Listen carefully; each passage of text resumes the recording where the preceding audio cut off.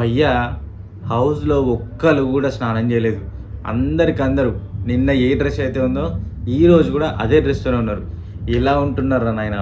Big Boss please Bigg Boss వాళ్ళకి కొన్ని సబ్బులు, కొంచెం వాటరు, పర్ఫ్యూమ్స్ స్పాన్సర్ అయ్యండి బిగ్ బాస్. చూడలేకపోతున్నాం. రీతు నిన్న నుంచి ఇవాటి వరకి 48 అవర్స్ ఒకటే డ్రెస్ మీద ఉంది. వాళ్ళకేమైనా కాస్ట్యూమ్స్ ఉంటే పంపించండి కదా! ఈ మాధురి రూల్స్ ఏవైతే ఉన్నాయో నిజంగా టార్చర్ తనతోని. మాధురి కొన్ని రూల్స్ పెట్టింది. అది ఏం రూల్సు, అవి ఏం మనిషి, మొత్తం నాదే నడవాలి. కెప్టెన్ లేడు, ఎవ్వరు లేడు. ఇంకో 4 రోజులైతే ఎలిమినేషన్ ప్రాసెస్‌కి వస్తే నాగార్జునని కూడా నువ్వు ఎవడనేస్తది. అంత ర్యాష్ బిహేవింగ్, అంత rude behaving. So hello friends, welcome back to Bigg Boss season and Telugu reviews. This is your Prashanth, నా ఎమోషన్స్.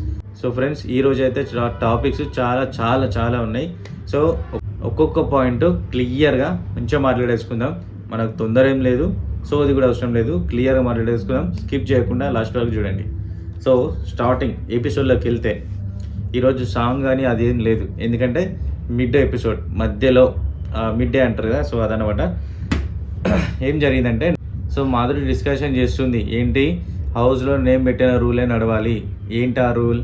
అందరూ పడుకునే టైంలో పడుకునేప్పుడు గుసగుసలు పెట్టకూడదు. నా పర్సనల్గా నాకు హెల్త్ డిస్టర్బ్ అవుతుంది. సో మీరు ఏమైనా గుసగుసలు పెట్టాలనుకుంటే బయటికి వెళ్ళి దొబ్బేసి మాట్లాడుకోండి తప్ప హౌస్లో ఉండి కథలు పడద్దు అని క్లియర్గా చెప్తుంది.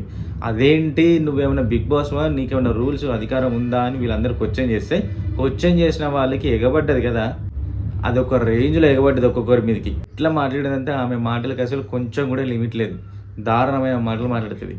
హౌస్లో తనకు నైట్ పడుకునేటప్పుడు నిద్ర పోతుందంట. వాళ్ళకు మిగతా వాళ్ళు ముచ్చట్లు పెట్టుకుంటే తనకి డిస్టర్బెన్స్ అవుతుందట. సో అందరు కలిసి తన దగ్గర కూర్చొని జో కొట్టాలని తన ఉద్దేశం. ఎందుకు అంటే, లాస్ట్ నైట్ జరిగిన ఒక ఇన్సిడెంట్ ఏంది, పవన్, రీతు, కళ్యాణ్ ముచ్చట్లు పెట్టుకుంటున్నారట. సో దాని గురించి తనకి డిస్టర్బెన్స్ అయ్యి బయటకు వచ్చిందట. సో దాన్ని మనసులో పెట్టుకొని ఈరోజు అందరికీ చెప్తుంది, ఏంది, నైట్ మీరు పడుకునేటప్పుడు, మేము పడుకునేటప్పుడు మమ్మల్ని మాత్రం డిస్టర్బ్ చేయకండి. అదేంటి, అందరం కలిసి ముచ్చట్లు పెట్టుకుంటాం, అది మీరు కూడా మాట్లాడండి, దానికి ఎవరు మేము ఒప్పుకోమంటే నాకు హెల్త్ ఖరాబ్ అవుతుంది అని చెప్పి ఘోరమైన మాటలు అవి, దారుణమైన మాటలు అవి. తను పోయే వరకు టార్చర్ అందరు అనుభవించక తప్పదు. సరే, క్యాప్టెన్ అడుగుదామని చెప్పేసి రీతు మాట్లాడింది. అంటే రీతును మనసులో పెట్టుకునే మాధురి అనేది కాబట్టి రీతు కూడా క్యాప్టెన్ అడిగింది, క్యాప్టెన్ దీనికి మీరు ఒప్పుకుంటున్నారంటే కళ్యాణ్ వచ్చేసి అతను కూడా కరెక్ట్ డిసిజన్ తీసుకున్నాడు. నేను దీనికి అస్సలు యాక్సెప్ట్ చేయట్లేదు. నైట్ అందరికందరూ ముచ్చట్లు పెట్టుకుంటారు, మీకు డిస్టర్బెన్స్ అయితే బయటికి వెళ్ళి పడుకోండి తప్ప వీళ్ళందరినీ ఆపేదైతే లేదు, ఎవరి ఇష్టం వాళ్ళు అని చెప్పేసి కళ్యాణ్ చెప్పేసిండు.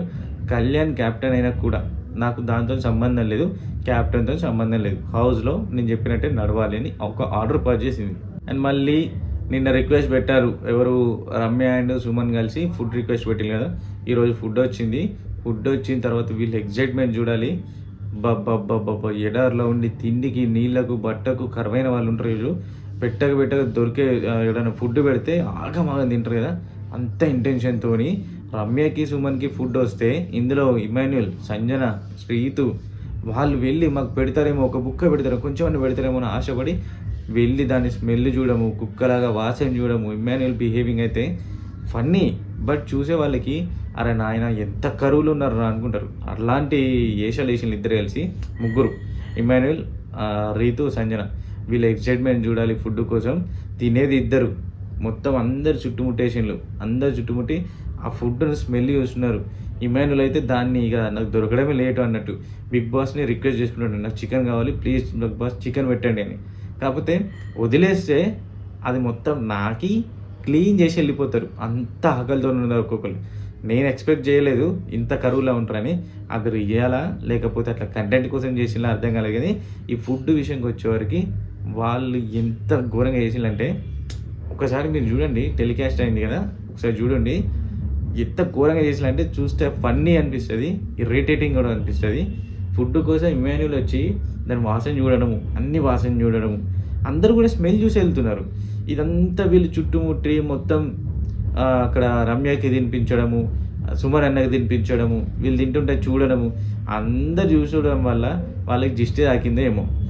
బ్రేక్ఫాస్ట్ వరకే బ్రేక్ అయిపోయింది. మళ్ళీ ఇంకోటి ఏంటంటే, సంజన ఇమాన్యుల్కి సంజన వచ్చేసి సుమన్కి తినిపిస్తూ సగం తినే వరకు ఇమాన్యుల్ నోట్లో పెట్టేసింది. అది బిగ్ బాస్ ఏం చెప్పారంటే, ఫుడ్ వస్తే ఎవరైనా ఇద్దరికే, థర్డ్ పర్సన్ ముట్టడానికి లేదు. సంజన ఏం చేసింది తెలుగుగా, సంజన ఎప్పుడు ఆపోజిట్లో ఉంటుంది కాబట్టి సంజన ఫుడ్ తీసుకెళ్ళి అదేంటి బజ్జీ అనుకుంటే తీసుకెళ్ళి ఇమాన్యుల్ నోట్లో పెట్టేసింది. అక్కడ ఇమాన్యుల్ ఏం చేస్తాడు, అరే ఎందుకు పెట్టావు అన్నాడు, షాక్ అయ్యిండు. ఫుడ్ దొరికింది కానీ సంతోషపడ్డాడు. ఆ చిన్నదైనా తినేసిండు. దానికి ఇంకా మిగతా వాళ్ళు కూడా అబ్బా నీకన్నా దొరికింది, మాకు ఇంతవరకు ఆ ఫుడ్ కూడా దొరకలేదు, నువ్వు లక్కీస్ట్ పర్సన్ అని చెప్పి వాళ్ళు బాధపడడం. ఈ ఫుడ్ కాన్సెప్ట్ ఏదైతుందో, ఆ స్క్రిప్ట్ ఏదైతుందో నిజంగా ఫన్గా అనిపిస్తుంది, ఇరిటేషన్గా అనిపిస్తుంది, పాపం చూస్తే కూడా బాధ అనిపిస్తుంది. అది ఇన్ని రోజులు అవుతుందా తినక మొత్తం కరువులో ఉన్నారు రా బై. ఎందుకంటే బయట సిటీ కల్చర్లో రోజు తినేవాళ్ళే, రోజు బిర్యానీస్ కానీ నాన్ వెజ్ తినేవాళ్ళే. అలాంటి చాలా రోజుల నుంచి ఎవరికి కూడా దొరకలేదు కాబట్టి చాలా ఇరిటేటింగ్గా ఉన్నారు. ఈవెన్ ఒక్కవేళ బిగ్ బాస్ ఆర్డర్ పాస్ చేస్తే ఒక్క ముక్క కూడా ఒక్కరికి దొరకదు. అంటే ఫుడ్ మీద టాస్క్ పెట్టాలి ఒకరోజు, బిగ్ బాస్ ఒకరోజు ఫుడ్ మీద టాస్క్ పెడితే ఒక్క పీస్ ఒక్కరికి కూడా దొరకకుండా తినేస్తారు. సో ఈ ఫుడ్ గురించి ల్యాక్ చేయడం ఆపిద్దాం. నెక్స్ట్ పాయింట్ ఏంటంటే శ్రీనివాస్ సాయి వ్యాలిడ్ పాయింట్స్ మాట్లాడారు మాధురి గురించి. ఎందుకు అంటే ఇప్పుడు నైట్ పడుకోండి, మీరు డిస్టర్బ్ చేయొద్దు, బయటికి వెళ్ళి పడుకోండి అని చెప్పి మాధురికి రీతికి ఒక పెద్ద గొడవ జరిగింది కదా, దాని గురించి. మాధురి క్యారెక్టర్ అంతే, దానిని ఎవరు మార్చలేరు, ఆమె మెంటాలిటీ అంతే, ఏది ఉన్నా స్ట్రైట్గా మాట్లాడేస్తుంది. డైరెక్ట్ ఇప్పుడు గన్ లోడింగ్ దాని పాయింట్ పెట్టడం అలాంటిది ఏం లేదు, డైరెక్ట్ బుల్లెట్ దింపడమే తన క్యారెక్టర్. అది తనని అనుభవించుకుంటూ పోవాలి తప్ప తనని మార్చలేము అని శ్రీనివాసు ఇమ్మాన్యుల్కి చెప్తున్నాడు. ఎందుకంటే ఇమ్మాన్యుల్కి నచ్చట్లేదు, తనేంటి అలా మాట్లాడుతుంది, ఎవరిని చూడట్లేదు, ఏం చూడట్లేదు, డైరెక్ట్ ర్యాష్గా మాట్లాడేస్తుంది అని ఇమ్మాన్యుల్ శ్రీనివాస్ డిస్కస్ చేసుకుంటే శ్రీనివాస్కి మాట చెప్పేసిండు, తన క్యారెక్టర్ అంతే, తనని మార్చలేము. ఇమ్మాన్యుల్ కిచెన్కి వచ్చి ఒక ఫన్నీ అని కాదు, ఒక సామెత వదిలిండు, అది కరెక్ట్ వ్యాలిడ్ పాయింట్. ఏంటంటే పిండిని చపాతీని ఎక్కువ సాగదీయద్దు, ఎంత సాగదీస్తే అంత వెళ్తుంది, ఒకవేళ ఎక్కువ సాగదీస్తే తెగిపోతుంది. సేమ్ ఆర్గ్యుమెంట్స్ని కూడా ఎక్కువ సాగదీస్తే బంధాలు తెగిపోతాయి. నిజంగా ఒక పెన్ను పేపర్ ఉంటే అందరు నోట్ చేసుకోండి ఈ పాయింట్ని, అలాంటి వ్యాలిడ్ ముచ్చట. అది అతనికి ఒక ఫ్లోలో వచ్చేసింది. చపాతీని ఎక్కువ సాగదీస్తే అది తెగిపోయే ఛాన్సెస్ ఉంటాయి, విరిగిపోతుంది. సేమ్ అట్లనే ఆర్గ్యుమెంట్స్ని కూడా ఎక్కువ సాగదీస్తే ఇక్కడ బంధాలు రిలేషన్స్ తెగిపోతాయి అని చెప్పి తనుజాకి చెప్తున్నాడు. సో ఇక్కడ వీళ్ళ డిస్కషన్ అయిపోయింది. నెక్స్ట్ భరణి దివ్యకి పుల్ల పెడుతున్నాడు. ఏమని, ఇటు వీళ్ళు సపరేట్ మాట్లాడుకుంటున్నారు అండ్ భరణి దివ్య కూడా ముచ్చట పెట్టుకుంటున్నారు. ఏమని భరణి పుల్ల పెడుతున్నాడు, ఒక టాస్క్ టైంలో నామినేషన్ టైంలో కూడా రీతుని నామినేషన్ తీసుకొచ్చింది అండ్ నీ గురించి టాస్క్లో కూడా తను హెల్ప్ చేయలేదు, అలాంటి నువ్వు రీతుతో ఎందుకు మాట్లాడుతున్నావు, నువ్వు అలా మాట్లాడడం నచ్చలేదు అని చెప్పి భరణి ఒక పుల్ల పెట్టేసిండు. దీనికి ఇద్దరు కూడా ఆర్గ్యుమెంట్ చేసుకున్నారు, ఇద్దరు డిస్కషన్ చేసుకున్నారు. దివ్య ఎట్లా మాట్లాడిందంటే, నా ఫస్ట్ ప్రయారిటీ నువ్వే, నీ తర్వాతనే అందరూ, ఇక్కడ నాకు ఎవరు ఇంపార్టెన్స్ కాదు, నువ్వే నాకు ఇంపార్టెంట్. ఇలా కన్వర్జేషన్ ఎట్లా ఉందంటే ఇద్దరు ఒక లవర్స్ ఏమో, వీళ్ళు నాన్న కూతురు అన్న రిలేషన్ పక్క పెడితే అక్కడ చూసే వాళ్ళకి వీళ్ళు లవర్స్ ఏమో అంటే అంత క్లోజ్నెస్. ఎందుకంటే దివ్య వైల్డ్ కార్డ్ ద్వారా వచ్చిన తర్వాత భరణినే టార్గెట్ చేసింది, నా పాయింట్ నువ్వే, నా టార్గెట్ నువ్వే అని.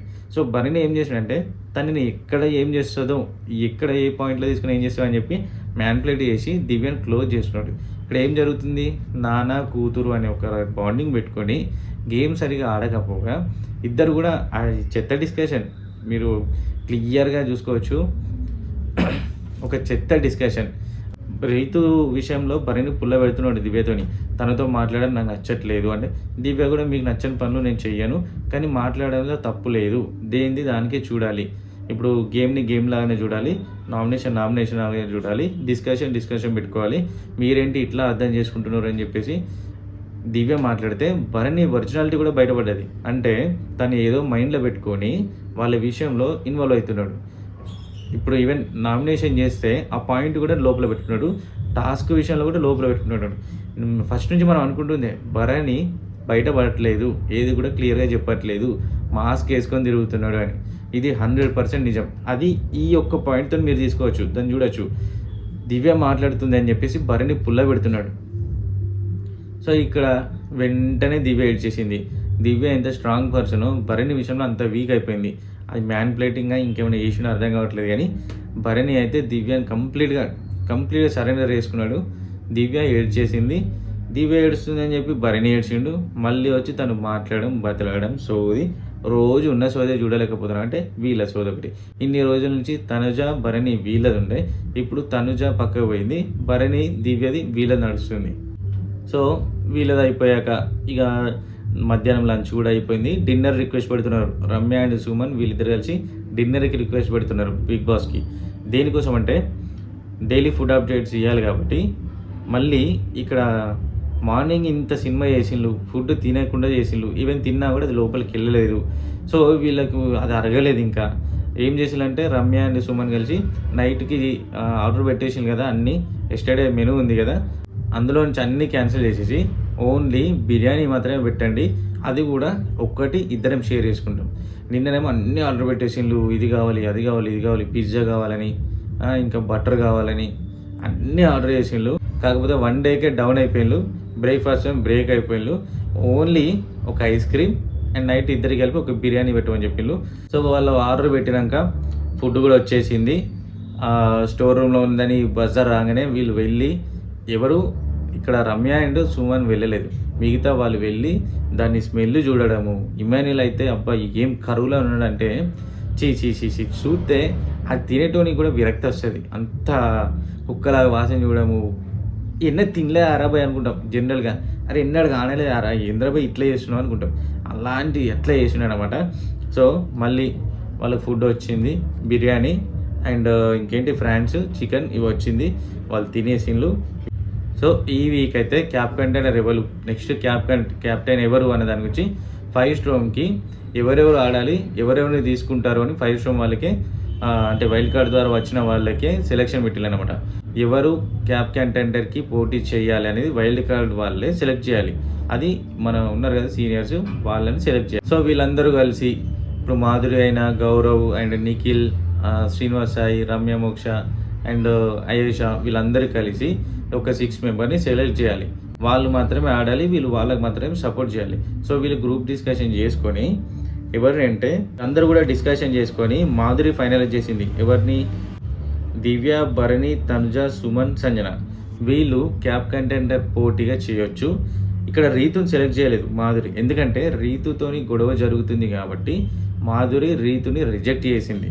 ఇది ఫుల్లీ యాక్సెప్టెడ్.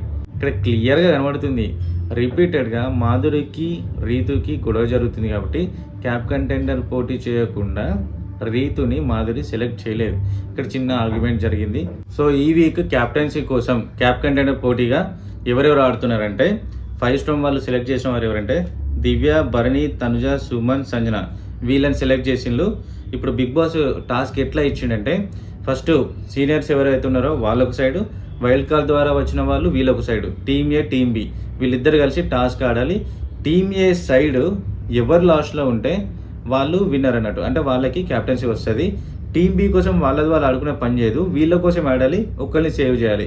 ఎవరైతే రౌండ్స్ వైజ్ 4 రౌండ్స్ ఉంటాయి, రౌండ్ వైజ్ ఇప్పుడు గేమ్ టాస్క్ ఎట్లా ఉందంటే ఫస్ట్ గేమ్ ఎలా ఉందంటే బాస్కెట్ బాల్ తెలుసు కదా, సేమ్ బాస్కెట్ బాల్ టైపు, ఇటు ఒక సైడ్ నెట్ ఇటు ఒక సైడ్ నెట్ ఉంటుంది. ఇప్పుడు ఇద్దరు కలిసి, ఇటు వైల్డ్ కార్డ్ వాళ్ళు ఇటు సీనియర్స్ వీళ్ళిద్దరు కలిసి మిడిల్లో ఉన్న బాల్ని తీసుకెళ్ళి వీళ్ళు అపోజిట్లో పెట్టాలి. పెట్టకుండా వీళ్ళు అడ్డుకుంటారు. సో ఈచ్ వన్ ఇదే కాన్సెప్ట్ అనమాట.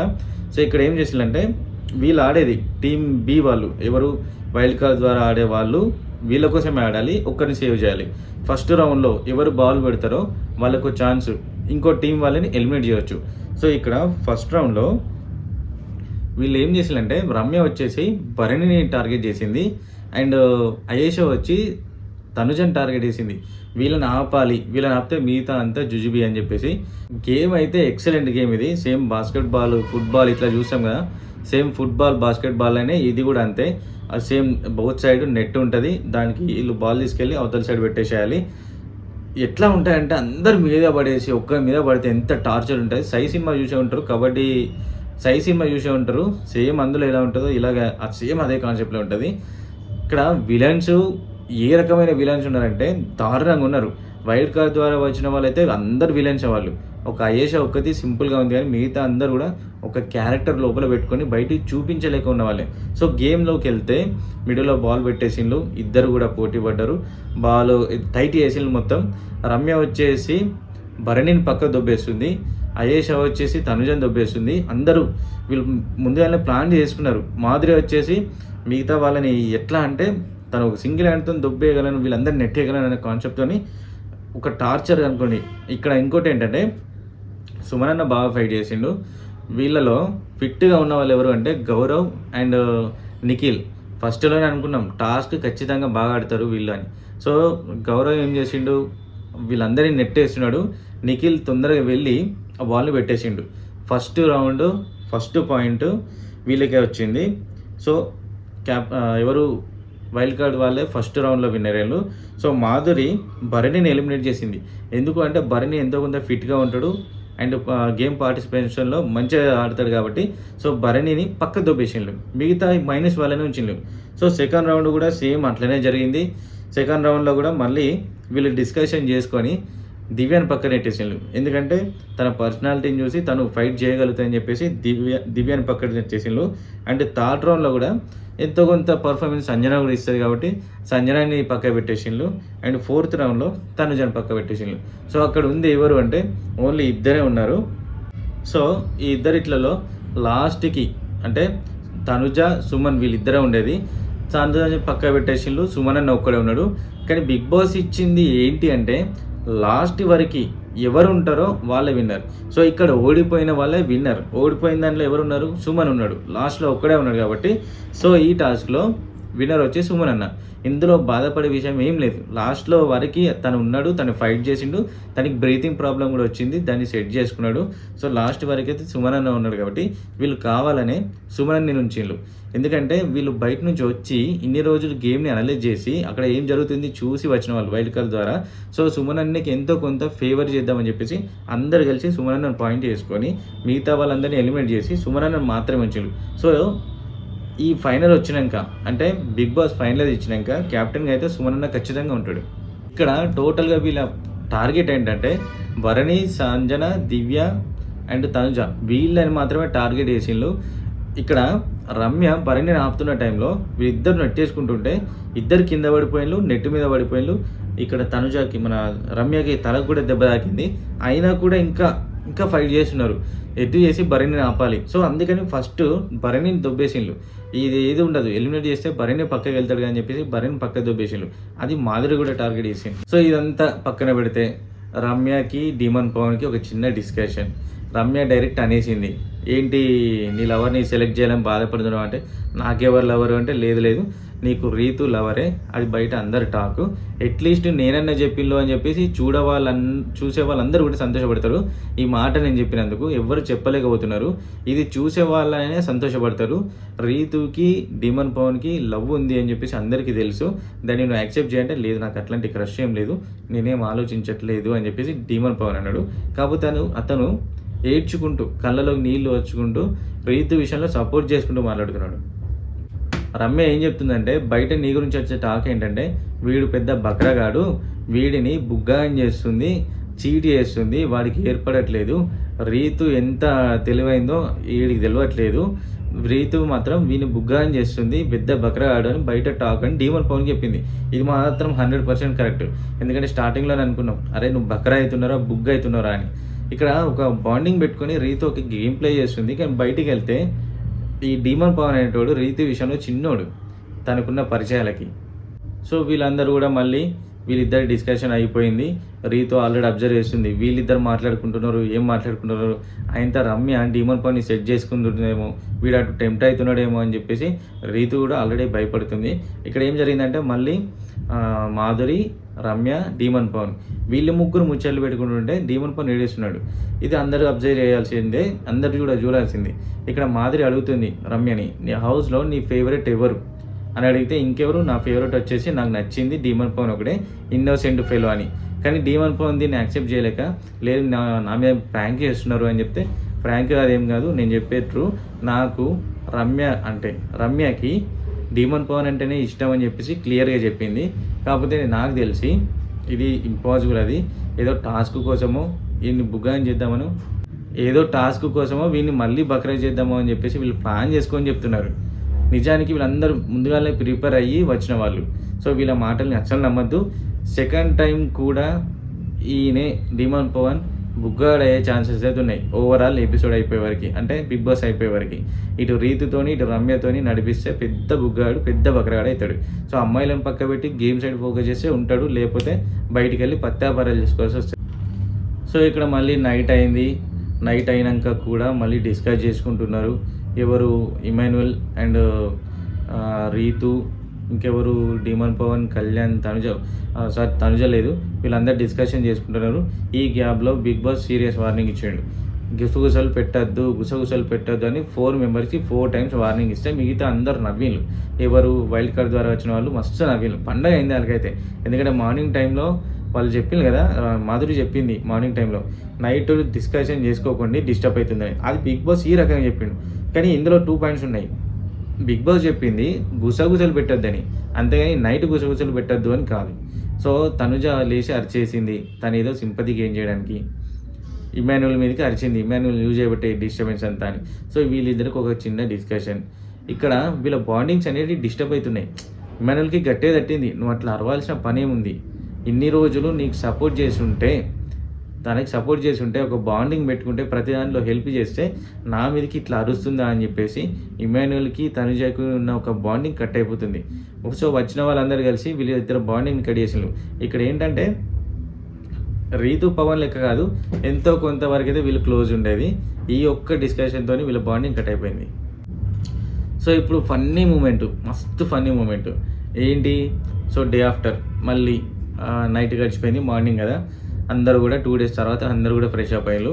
సో ఇక్కడ ఇమాన్యుయల్ వచ్చేసి అపరిచితుడు రాము గిటప్ వేసిండు, అండ్ రమ్య వచ్చేసి నందిని గిటప్ వేసింది. సో వీళ్ళిద్దరికి ఒక స్క్రిప్ట్ లెక్క మంచి ఫన్నీ మూమెంట్. ఇమాన్యుయల్ రిక్వెస్ట్ చేసినాడు, నందిని నువ్వు కండలవాడు అంటే ఎవరు, నిఖిల్ స్లీవ్లెస్ వేసి ఇంప్రెస్ చేయడానికి ట్రై చేస్తున్నాడు అని చెప్పి, నువ్వు ఆ కండలవాడి దగ్గరికి వెళ్ళొద్దు, వాడిని ఎట్లా నమ్ముతావు, నందిని నాకు నువ్వంటే ఇష్టం నందిని అని సేమ్ అపరిచితుడు మూవీని దింపేసిండు. యాక్టింగ్లో అండ్ ఇమిటేట్ చేయడంలో ఇమాన్యుయల్ మించి ఇంకెవ్వరు రాలేరు, అంత ఇమిటేట్ చేస్తాడు, దింపేస్తాడు ఖచ్చితంగా. సో అక్కడ రమ్య వచ్చేసి నందిని లాగా, ఇమాన్యుయల్ వచ్చేసి రాములాగా, అండ్ రెమో ఎవరు అంటే నిఖిల్. సో వీళ్ళిద్దరి ఒక చిట్ చాట్ మూమెంట్లు మస్తు ఫన్ ఉంటుంది. ఇది నేను చెప్పడం కంటే మీరు అందులో చూసిన దానికి ఇంకెక్కువ ఇంప్రెస్ అవుతారు. సో రమ్య రిజెక్ట్ చేస్తుంది రాముని. సో రాము వెళ్ళి స్విమ్మింగ్ పూల్లో సూసైడ్కి అని వెళ్తాడు. వీళ్ళందరూ కూడా మళ్ళీ వస్తారు. మళ్ళీ నందిని బతలాడుతుంది, నందిని మిస్ రమ్య బతలాడుతుంది, ఒక లవ్ లెటర్ రాసుకురమ్మంటుంది. దానికి ఏదో రాసుకొని వెళ్తాడు. అక్కడికి వెళ్ళిన తర్వాత మళ్ళీ ఒక funny moment. So Remo left అవుతాడు, నందిని కలుస్తుంది. లాస్ట్లో ఏంటంటే ఇమాన్యుయల్ కిస్ చేయమని అడుగుతాడు, నాకు ఒక ముద్దు పెట్టు అని, నందిని, రమ్యని కాదు నందిని. సో ఇక్కడ ముద్దు పెట్టు అంటే కళ్ళు మూసుకుంటాడు. పెట్టినట్టే ఎవరు దగ్గర దాకా వెళ్ళిన తర్వాత కళ్యాణ్ వచ్చేసి ఇమాన్యుయల్కి ముద్దు పెడతాడు. ముద్దు పెట్టిన తర్వాత అంటే అది తెలుసు రమ్య పెట్టదని అందరికీ తెలుసు. కళ్యాణ్ పెట్టేశాక మీసాలు గుచ్చుకున్నాయని చెప్పి అతను గుర్తుపట్టి ఇది రమ్య పెట్టింది అని ఒక సైడు, రమ్య పెడితే బాగుండనే ఫీలింగ్తో ఇంకా ఎగ్జైట్మెంట్ అయిపోతాడు. ఇది నేను చెప్పడం కంటే మీరు అందరూ చూసిన దానికి ఎక్కువ అర్థమవుతుంది. నేను వచ్చేసి ఏదో న్యూస్ చదివినట్టు చదువుతున్నాను కాబట్టి ఈ ఫన్నీ మూమెంట్స్ నా నోటి నుంచి రావు, మీకు అర్థం కావు, నాకు తెలుసు. సో నేను ఓన్లీ స్క్రిప్ట్ వరకే చెప్తున్నా. సో ఎపిసోడ్లో ఈరోజు జరిగిన ముచ్చట్లయితే ఇవి ఫాస్ట్గా చెప్పేసిన, కొంచెం అర్థం చేసుకోవడానికి ట్రై చేయండి. So that's all for today. మళ్ళీ ఎపిసోడ్లో మళ్ళీ ఏం జరిగిందనేది క్లియర్గా చెప్పుకుందాము. ఇంత కాకుండా కొంచెం నీట్గా చెప్పడానికి ట్రై చేస్తాను. సో ఈరోజు అంతా ఆగమాగా ఉంది. సో ఫాస్ట్గా చెప్పడం జరిగింది. నెక్స్ట్ ఎపిసోడ్లో మంచి క్లీన్గా మాట్లాడేసుకుందాము. నా బెస్ట్ ఇవ్వడానికి ట్రై చేస్తాను. So that's all for today. Signing off. This is your Prashanth, నా ఎమోషన్స్.